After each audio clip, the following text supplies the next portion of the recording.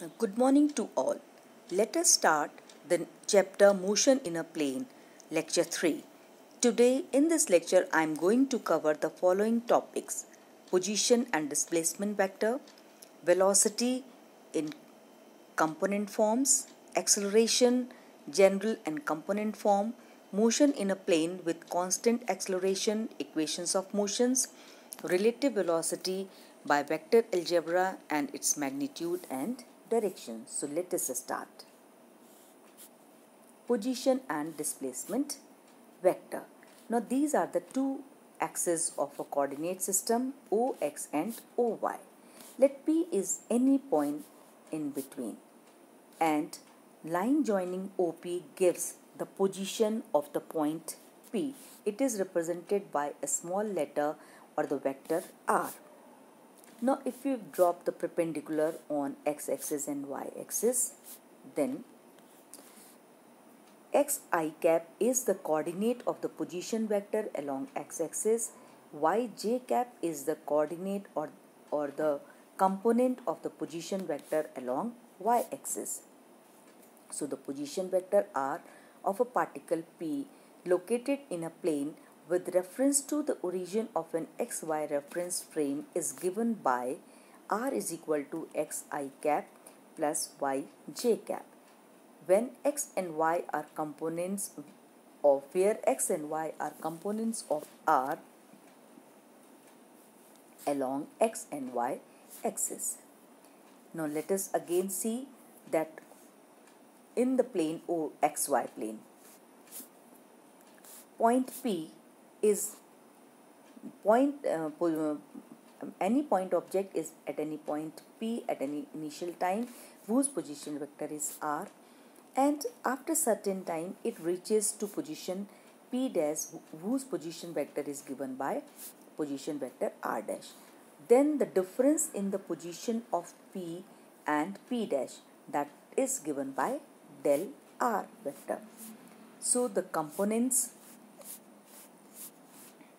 del x and del y, and direction of the velocity component is in the as shown in the figure.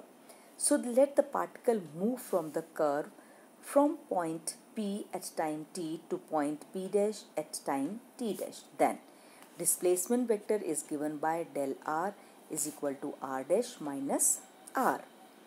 It is directed from P to P dash, or del R is equal to x dash I cap plus y dash j cap minus x I cap plus y j cap, or we can write x dash minus x can be represented as del x and y dash minus y can be written as del y.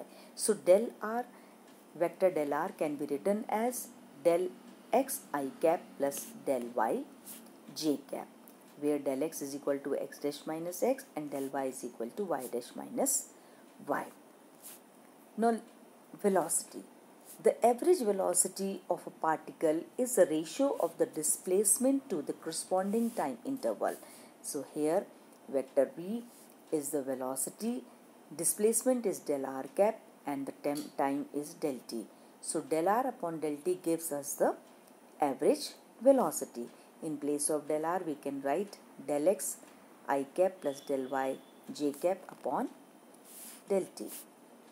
So separating the components, del x upon del t I cap plus del y upon del t j cap, or we can write V average is equal to Vx average I cap plus Vy average j cap, and direction of V average is same as that of the direction of del r cap, that is the displacement.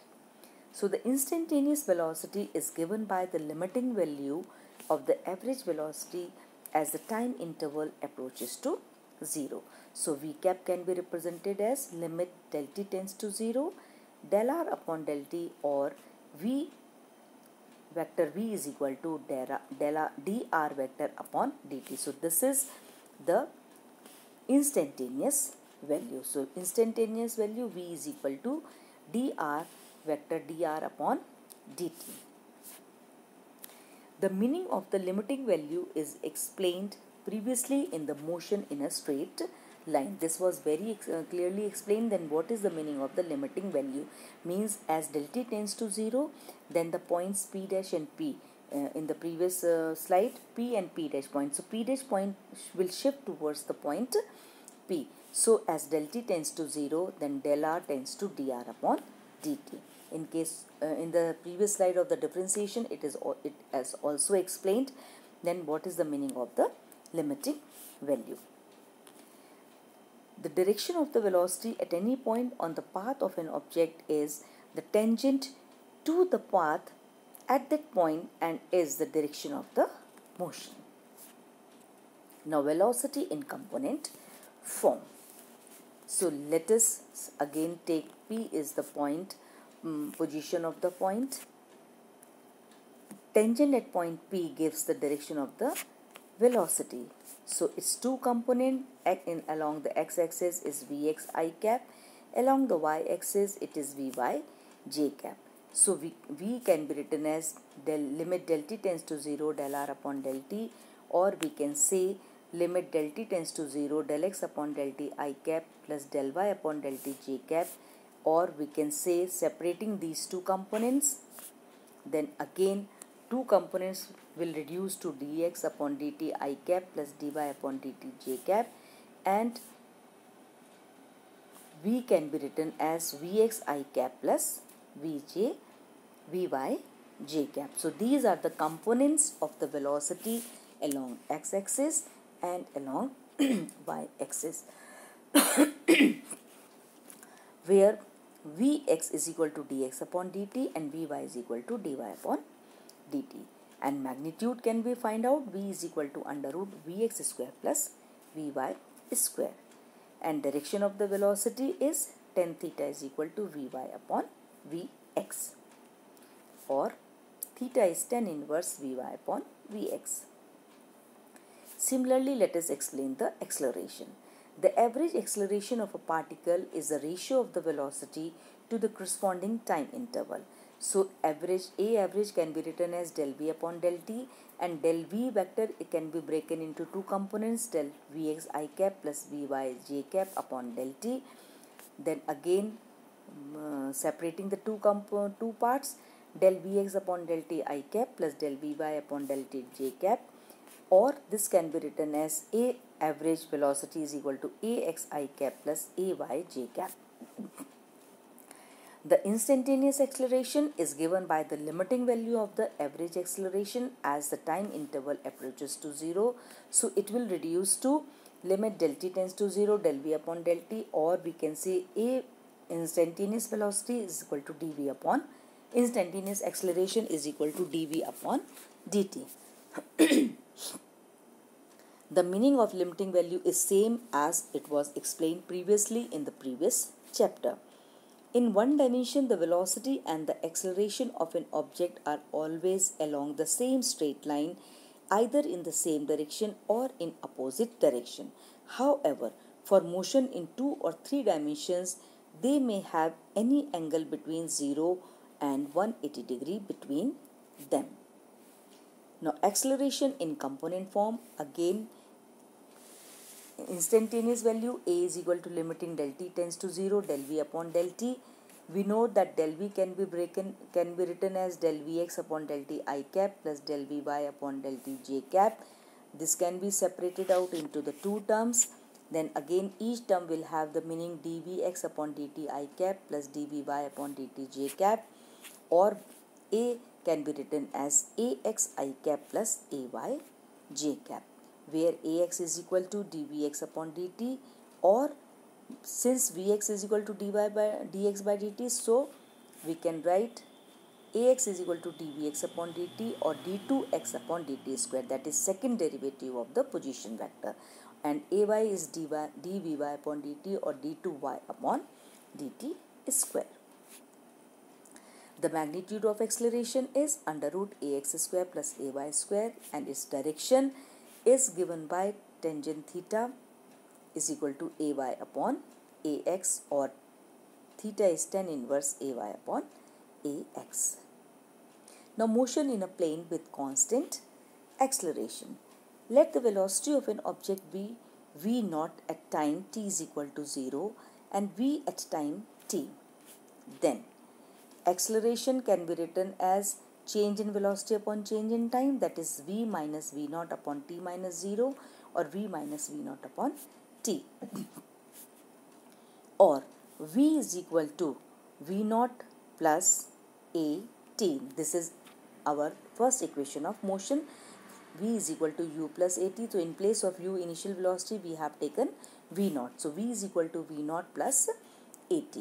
In terms of the components, vx is equal to v naught x plus axt. Vy is v naught y plus ayt. Now look here very carefully that this is the same equation as the first equation, that is v is equal to u plus at. Here in place of u we have written v naught. So for the x component we will write vx is equal to v naught x plus axt, and for y component vy is equal to v naught y plus ay naught. Let the position vector of the object be r naught at time t is equal to 0 and r at time t. Then the displacement is the product of the average velocity and the time interval. So this can be written as r minus r naught is equal to v plus v naught upon 2 into 2 t. This is the average velocity. Using the first equation, this can be written as v naught plus at plus v naught upon 2, and further it can be reduced to r minus r naught is equal to v naught t plus half at square, or r is equal to r naught plus v naught t plus half at square as the second equation of motion, that is s is equal to ut plus half at square. Here the initial position is not equal to 0, it is r naught. So r naught plus u naught t plus half at square, it is the same. Again in terms of its component, x, that is the x component, so x is equal to x naught plus v naught xt plus half axt square, and y is equal to y naught plus v naught y t plus half ay t square. Now relative velocity by vector algebra. When the velocity of an object is measured with respect to an object which is at rest or in motion, the velocity measured is known as relative velocity, means in relation with some other object. So when the velocity of an object is measured with respect to an object which is at rest or in motion, the velocity measured is known as the relative velocity. Consider two objects A and B moving with velocity VA and VB respectively. That is, this is VA and this is the velocity VB. To find the relative velocity of the object, say A with respect to the object B, the velocity minus VB is superimposed on the object B so as to bring it at rest. Just look it again. So now when minus VB velocity is superimposed on the object B so as to bring it at rest. To nullify this effect, velocity minus VB is superimposed on the object A also. So this is the way how we have superimposed the negative of V. The resultant of VA and minus VB gives the relative velocity of VAB of the object A with respect to object B. So OR is VA minus, mathematically VA plus minus VB, or we can say that VAB is equal to VA minus VB. So let us see. That is the two objects A and B, VA and VB respectively. So to find the velocity, that is vector B is superimposed. To nullify the effect, it is also superimposed to object A, and then the resultant gives us the by VAB is equal to VA minus VB. Now magnitude and direction of the relative velocity in terms of the magnitude and angle between them. This is VA and this is VB. So VB superimposed minus VB, then this is superimposed to vector A. So now this the angle between these two is theta, either theta or 180 minus theta. These are the two different ways in which these are superimposed. So now completing the parallelogram. Here VAB gives the angle alpha. So VAB is equal to VA minus VB, and magnitude of the vector AB is under root VA square plus VB square plus 2 VAVB cos 180 minus theta. Look carefully, this is 180 minus theta because the angle between them is 180 minus theta. And or VAB is equal to VA square plus VB square minus 2 VAVB cos theta, and the direction of the vector VAB is tan alpha is equal to B sin theta upon A minus B cos theta. So when the two objects are moving along the same straight line, in that case VAB is equal to VA minus VB if they move in the same direction, and VAB is equal to VA plus VB if they move in the opposite direction. So that is all. Thank you.